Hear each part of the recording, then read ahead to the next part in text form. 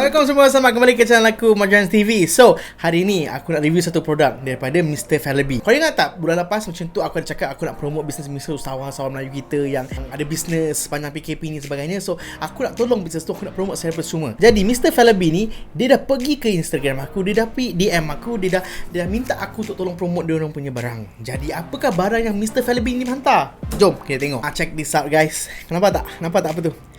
Yeah, that is a mini burger. Mini burger yang dibuat khas daripada Mr. Feleby dan dihantarkan kepada aku. Untuk aku rasa, untuk aku kongsi pengalaman makan burger, mini burger ni dengan korang semua. Mini burger ni kalau korang tak pernah makan, dia saiz dia kecil-kecil je. Dia punya patty, dia punya roti ban apa semua memang kecil-kecil. Jadi Mr. Feleby ni dia bagi aku 3 saiz tau. Pertama yang ni macam ni. Yang ni saiz individual lah. Kat dalam ni ada 4 patty burger. Yang ni pula adalah family punya pack. Family punya pack ni ada 9 pieces. Mr. Feleby juga ada hantar ke aku. Look at this guys. The party pack. Party pack lagi nala punya besar. Party pack ni dalam ni ada 18 patty burger. Tanpa melengahkan masa, aku nak try mini burger daripada Mr. Feleby ni. Jom tengok aku makan. Kita cuba dulu satu. Comel sangat. Mini burger yang aku dapat ni adalah berperisa ayam. Jadi setiap waktu delivery dia berbeza-beza perisa yang dia ada ataupun menu yang disediakan. Daging ada, tak silap aku, ayam dan juga korang kena check out sendiri. Okay, jom kita try. Bismillahirrahmanirrahim.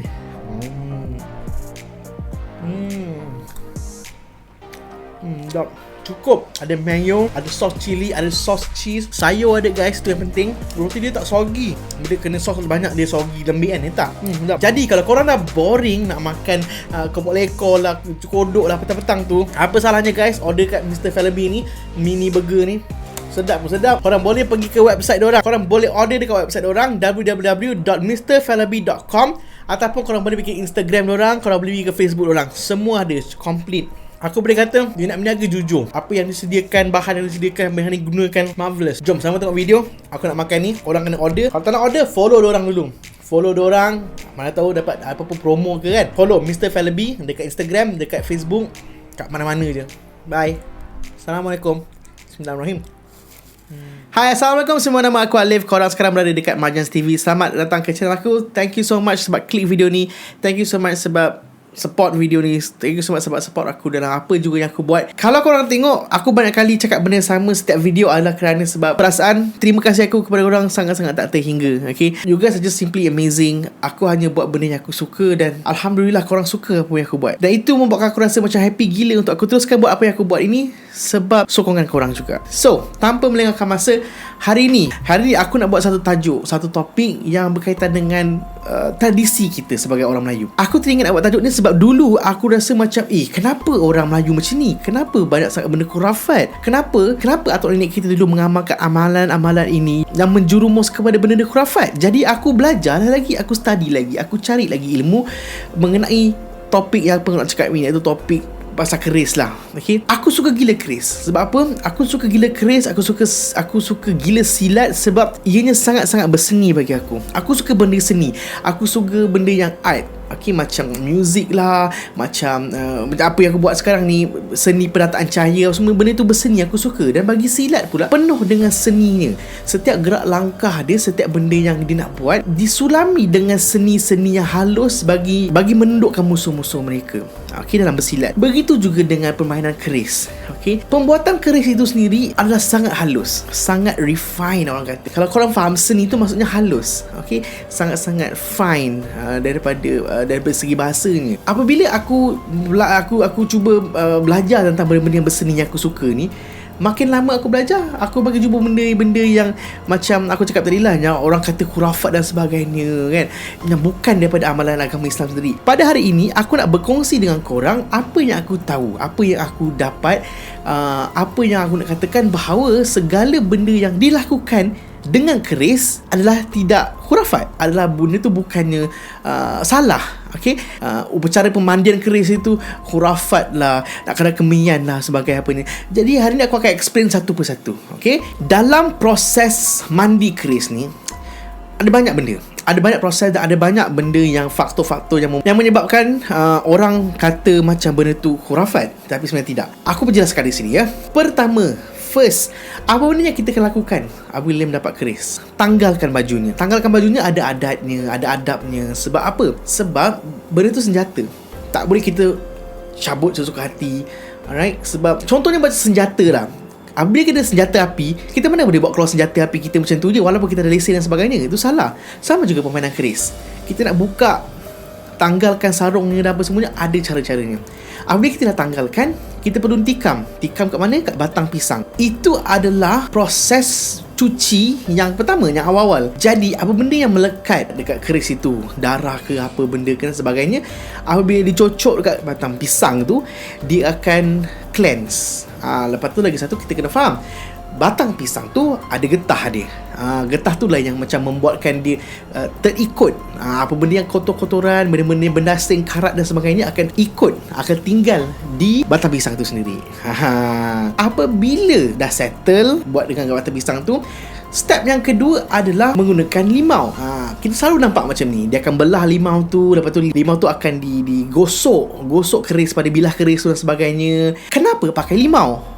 Kalau kita sedia tahu ke bahawa limau itu adalah bersifat asidik, bersifat asid yang boleh menanggalkan benda-benda macam karat, boleh menanggalkan benda-benda yang melekat kepada bilah keris itu, supaya keris itu bersih, supaya keris itu suci daripada kotoran-kotoran yang ada. Kalau kita tahu keris itu memang digunakan untuk bertempur, apabila kena dengan darah ke, dia kena dengan tanah ke, apa benda semua, benda tu boleh menjejaskan hayat keris itu sendiri. Maksudnya nyawa tak panjang lah, rosak tanah, patah sini patah semua, so benda tu jadi rosak. Jadi proses pertama kedua tu memang tugasnya adalah untuk menanggalkan benda asing. Apabila kita dah start cuci pakai what they call it, limau tu, dekat situ kita sendiri automatically boleh nampak pamor tu. Pamor tu adalah macam urat-urat yang dekat keris tu. Macam mana bilah besi keris tu boleh ada urat-urat macam tu? Ianya terjadi apabila proses kita, dia panggil tu proses ketuk keris tu pakai besi tu, dia lipat. Dia ketuk dah panjang, dia lipat. Dia ketuk lagi, dia lipat berulang kali. And benda itulah yang membuatkan ianya ada lapisan, ada urat-urat nampak macam tu. Teknik yang sama digunakan oleh samurai pada katananya. So kalau korang nampak katana tu, pedang samurai tu nampak macam beralun-alun kat bilah tu, adalah kerana dia punya besi tu dia lipat, dia ketuk, dia panaskan, lipat, dia ketuk, dia makankan. Jadi benda yang sama digunakan oleh pandai besi, iaitu orang pembuat keris tu, kepada bilah keris itu. Proses seterusnya dalam mandi keris ni adalah memecahkan kelapa dan air kelapa itu dimasukkan ke dalam buluh. Buluh tu mestilah sama panjang ataupun lebih panjang daripada keris itu. Apabila kita dah masukkan air kelapa tu dekat dalam buluh, kita celupkan keris tu ke dalam buluh. Kenapa air kelapa? Air kelapa ni kalau kita faham, memang dia bersifat neutral. Dia boleh meneutralkan semua benda. Dia boleh meneutralkan penyakit lah, sebagainya. Dia memang bersifat untuk bersihkan benda yang bersifat acidic tadi tu. Dia neutralkan supaya tidak terlampau acidic dan tidak terlampau menghakis. Sebab kita tahu asid itu menghakis bilah itu. Jadi kita tak nak dia menghakis terlalu banyak, so kita menggunakan air kelapa untuk meneutralkan asid yang tadi tu. Bergantung kepada keadaan keris. Kalau keris tu kotor, penuh dengan darah, ataupun dah lama tak cuci, proses ini biasanya mengambil masa dalam masa 3 hari 3 malam. Dan setelah selesai kita proses rendam dan sebagainya itu, bermulalah proses untuk mewangikan keris itu. Wangian keris tu macam-macam orang pakai. Minyak atar lah, minyak zaitun, saffron yang mengeluarkan bau-bau. Tujuannya pula adalah untuk memastikan ada lapisan minyak untuk menjaga keris itu. Macam kita belajar kemahiran hidup kan, memang lepas kita dah buat something dengan kita punya bahan, alat ke apa benda ke, kita gaji ke apa, kita kena minyakkan supaya tak karat. Sama juga macam keris ni, kita kena jaga je menggunakan minyak atar. Selain daripada wangi, dia juga ada lapisan yang melindungi bilah keris itu daripada karat. Selain daripada minyak yang wangi-wangi ni juga, ada juga orang dulu-dulu dia pakai warangan. Warangan ni adalah boleh dikatakan sebagai satu bahan chemical yang sangat beracun, atau nama orang putih dia panggil arsenic. Okay. So benda ni memang sangat-sangat sensitif. Bila terkena luka ke dan sebagainya, mangsa tu akan mengembuskan nafas yang terakhir, kerana walaupun sikit je benda tu kena, Sebab apa?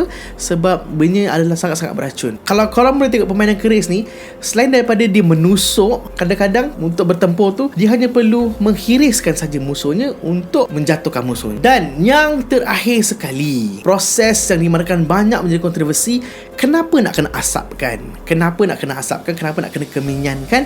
Ini adalah kerana guys, keminyan itu bertindak sebagai perfume. Selain daripada perfume yang wangi, keminyan itu digunakan juga untuk menyelaputi bilah keris itu agar terus dilindungi dan juga terus dihindari daripada karat-karat.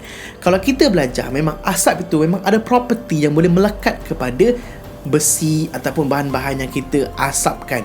Kalau korang tak percaya, korang boleh cari sains di sebalik dia panggil apa tu, smoking. Contohnya macam kita smoke barbecue dan sebagainya.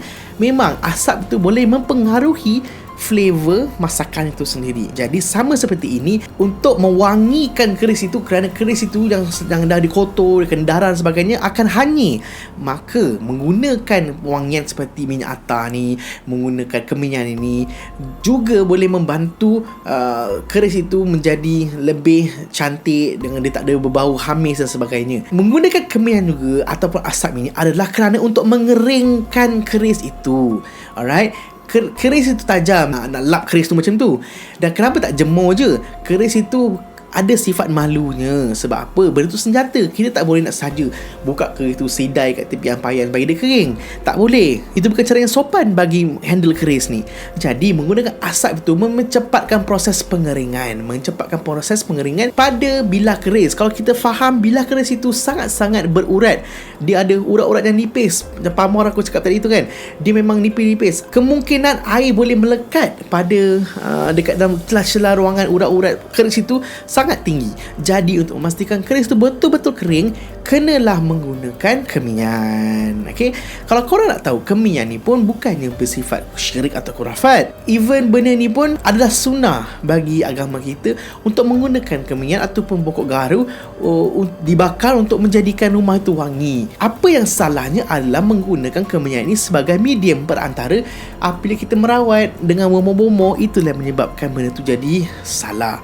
Jadi apabila kita melihat pandai besi ataupun orang yang menjaga keris itu mengasapkan kerisnya menggunakan keminyan, kita terus konkludekan bahawa benda itu adalah syirik, benda itu adalah khurafat. Ini adalah tidak benar sama sekali, kerana setiap benda yang dilakukan dalam proses mandi keris itu ada signifikan tertentunya, ada penjelasan-penjelasannya. Okay? Jadi guys, aku harap video ini dapat memberi sedikit manfaat kepada korang, dapat mengenali sikit apa itu tradisi kita, dapat mengenali apa itu keris, apakah itu adab dan adat mandi keris, kenapa ia dilakukan, kenapa perlu diasapkan, kenapa perlu itu, kenapa perlu ini. Sedikit sebenarnya dapatlah menjawab persoalan. Thank you so much guys for watching. Kalau korang nak aku cakap pasal apa-apa topik, boleh silakan komen di ruang di bawah. Topik apa yang patut aku sampaikan selepas ini. Thank you guys for watching. See you guys on my next video. Assalamualaikum. Bye bye.